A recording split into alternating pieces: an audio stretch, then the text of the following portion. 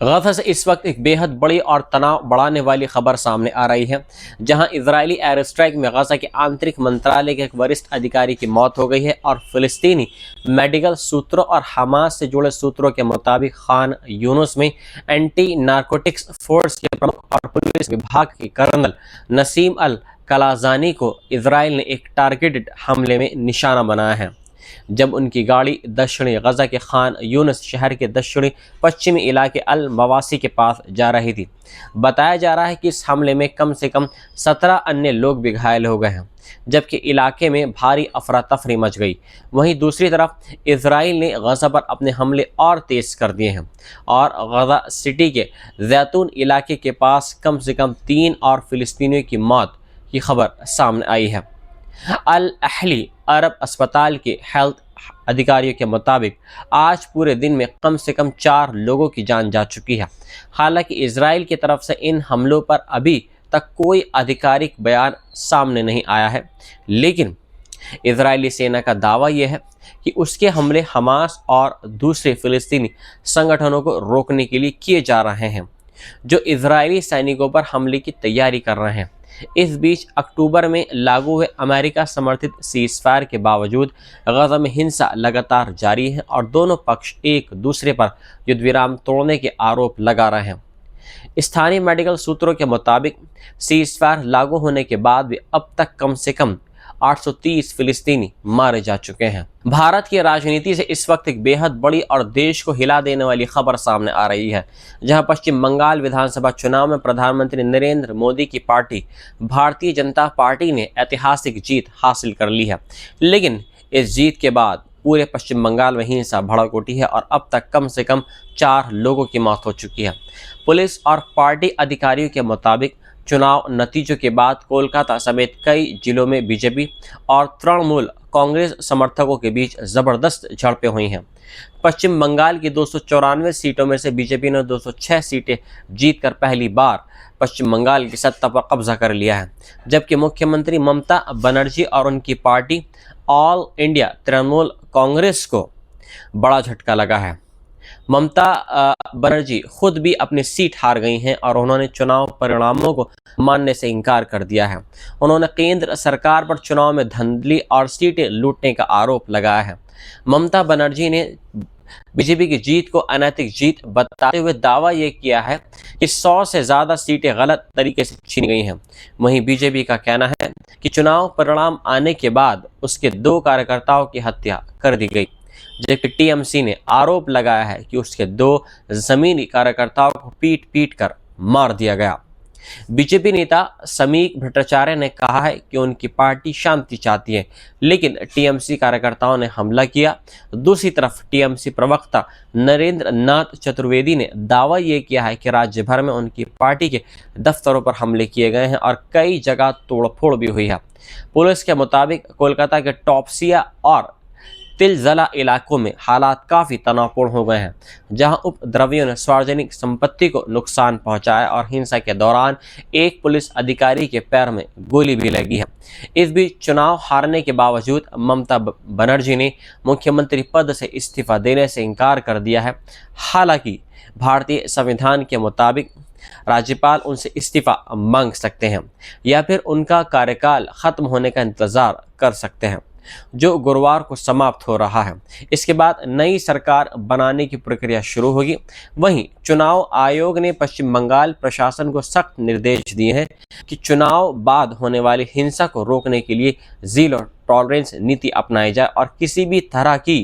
प्रतिशोधात्मक कार्रवाई या राजनीतिक झड़पों को तुरंत रोका जाए। राजनीतिक एक्सपर्ट्स का मानना है कि बंगाल में बीजेपी की ये जीत 2014 के बाद प्रधानमंत्री मोदी की सबसे बड़ी राजनीतिक जीतों में से एक है, क्योंकि इससे पार्टी ने हिंदी भाषी राज्यों से बाहर भी अपनी पकड़ और मजबूत कर ली है और अब पूरे देश की नज़र इस बात पर टिकी हुई है कि पश्चिम बंगाल में आने वाले दिनों में राजनीतिक हालात कितने और विस्फोटक हो सकते हैं। नॉर्थ कोरिया ने संयुक्त राष्ट्र में खुलकर ऐलान कर दिया है कि अब वे किसी भी परमाणु समझौते या दबाव को नहीं मानेगा और उसका परमाणु शक्ति वाला दर्जा कोई भी देश बदल नहीं सकता है। किम जोंग उन ने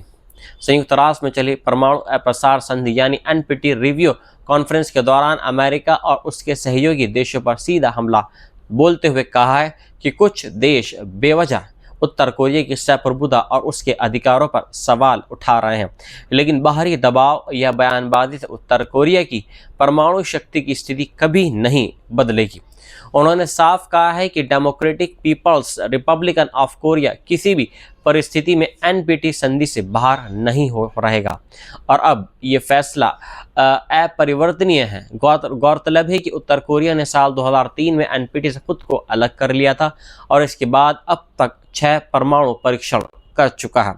जिसके कारण उस पर संयुक्त राष्ट्र की कई सख्त पाबंदियां भी लगाई गई हैं। लेकिन इसके बावजूद प्योंगयांग लगातार अपने परमाणु और मिसाइल कार्यक्रम को मजबूत करता रहा है। रिपोर्ट्स के मुताबिक उत्तर कोरिया के पास अब दर्जनों परमाणु हथियार मौजूद हैं और उसने अपने संविधान में भी खुद को आधिकारिक परमाणु शक्ति घोषित कर दिया है। साथ ही परमाणु हथियार हासिल करने के सिद्धांत भी स्पष्ट कर दिए गए हैं। इस बयान के बाद दुनिया में चिंता और ज़्यादा बढ़ गई है, क्योंकि उत्तर कोरिया पहले ही रूस यूक्रेन युद्ध में रूस का समर्थन कर रहा है और रिपोर्ट्स के मुताबिक उसने रूस को सैनिक और तोप के गोले भेजे हैं और साजो सामान भेजा है, जबकि बदले में मॉस्को से उसे एडवांस मिलिट्री टेक्नोलॉजी मिलने की आशंका जताई जा रही है। इस बीच Stockholm International Peace Research Institute यानी SIPRI की रिपोर्ट ने भी दुनिया की चिंता बढ़ा दी है, जिसके अनुसार जनवरी 2025 तक दुनिया के 9 परमाणु हथियार संपन्न देशों के पास कुल 12,241 परमाणु हथियार मौजूद होंगे, जिनमें सबसे ज़्यादा अमेरिका और रूस के पास है और दोनों देशों के पास दुनिया के करीब 90% परमाणु हथियार हैं। रिपोर्ट्स में कहा यह गया है कि हाल के वर्षों में अमेरिका और रूस ने अपने परमाणु हथियारों को आधुनिक बनाने के लिए बड़े कार्यक्रम शुरू किए हैं। वहीं यह पूरा परमाणु मुद्दा अमेरिका और इजराइल के ईरान के साथ चल रहे तनाव के केंद्र में भी बना हुआ है, जहां अमेरिकी राष्ट्रपति डोनाल्ड ट्रंप बार बार बोल चुके हैं कि ईरान को किसी भी हालत में परमाणु हथियार हासिल नहीं करने दिया जाएगा, जबकि ईरान लगातार ये कहता रहा है कि उसका परमाणु कार्यक्रम शांतिपूर्ण उद्देश्यों के लिए है और उसे यूरेनियम इन्रिचमेंट का पूरा अधिकार मिलना चाहिए। अब उत्तर कोरिया के इस नए बयान ने दुनिया में परमाणु टकराव और नए हथियारों की दौड़ को लेकर एक डर और भी ज़्यादा बढ़ा दिया है।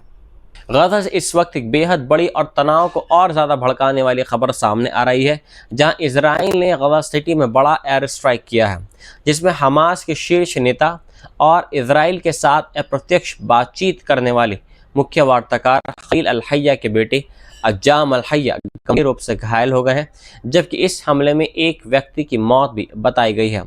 जिसकी पहचान हमजा अल-शरबासी के रूप में हुई है। यह हमला गजा सिटी के दाराज इलाके में हुआ है, जहां कम से कम 9 अन्य फिलिस्तीनी भी घायल बताए जा रहे हैं। मेडिकल सूत्रों के मुताबिक इसी दिन इजराइल ने 2 और बड़े हमले किए हैं, जिनमें 4 और लोगों की मौत हो गई है, जिनमें खान यूनुस की एंटी नारकोटिक्स फोर्स के प्रमुख और गजा पुलिस के सीनियर अधिकारी नसीम अल-कलाजानी भी शामिल थे, जिन्हें अल मवासी इलाके में उनकी गाड़ी पर किए गए टारगेटेड हमले में मार दिया गया, जबकि इस हमले में कम से कम 17 और दूसरे लोग इस पर घायल हुए हैं।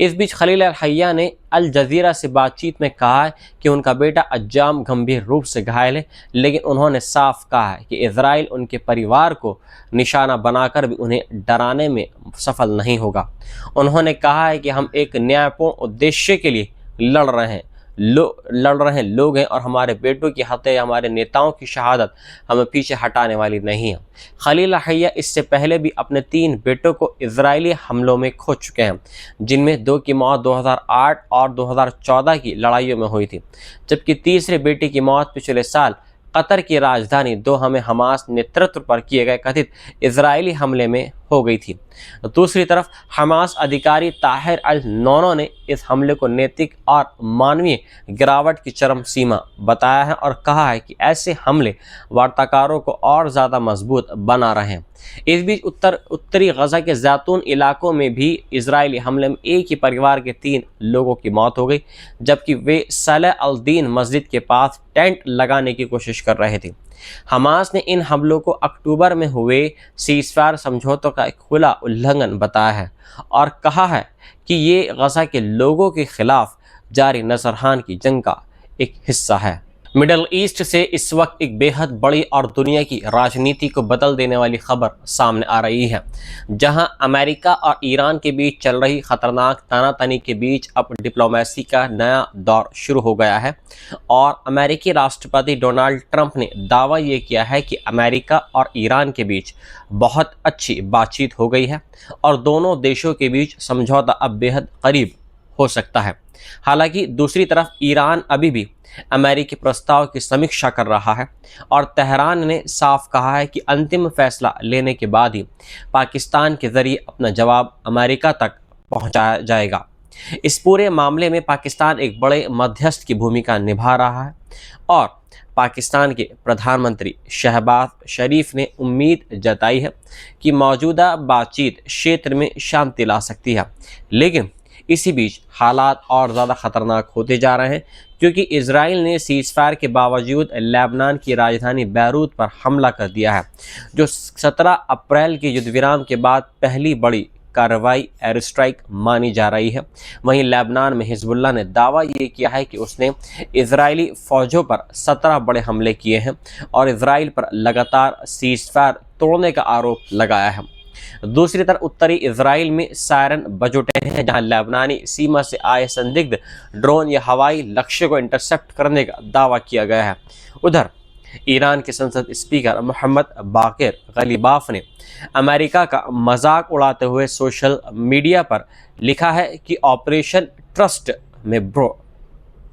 यानी फेल हो गया है और अब अमेरिका ऑपरेशन फक्शियस चला रहा है। और इसी बीच ईरान के विदेश मंत्री अब्बास अरागची ने चीन से नए पोस्ट वॉर रीजनल फ्रेमवर्क में मदद मांगी है, जिससे साफ संकेत मिल रहे हैं कि तेहरान अब नई रणनीतिक साझेदारियों की तरफ बढ़ रहा है। दूसरी तरफ अमेरिका लगातार दबाव बना रहा है और ट्रंप ने चेतावनी दे दी है कि अगर ईरान समझौते के लिए तैयार नहीं हुआ तो बमबारी पहले से भी ज़्यादा खतरनाक स्तर पर दोबारा शुरू हो सकती है। ट्रंप ने यह भी कहा है कि अमेरिका किसी भी हालात में ईरान को परमाणु हथियार हासिल नहीं करने देगा। इसी तनाव के बीच अमेरिकी सेना ने ओमान की खाड़ी में एक ईरानी तेल टैंकर को निशाना बनाकर उसका रडार खराब कर दिया है और दावा ये किया गया है कि जहाज़ अमेरिकी ब्लॉकेट तोड़ने की कोशिश कर रहा था। उधर स्ट्रेट ऑफ हार्मोज का संकट अब पूरी दुनिया की अर्थव्यवस्था पर भारी पड़ने लगा है आहिस्ता आहिस्ता। जर्मनी की बड़ी शिपिंग कंपनी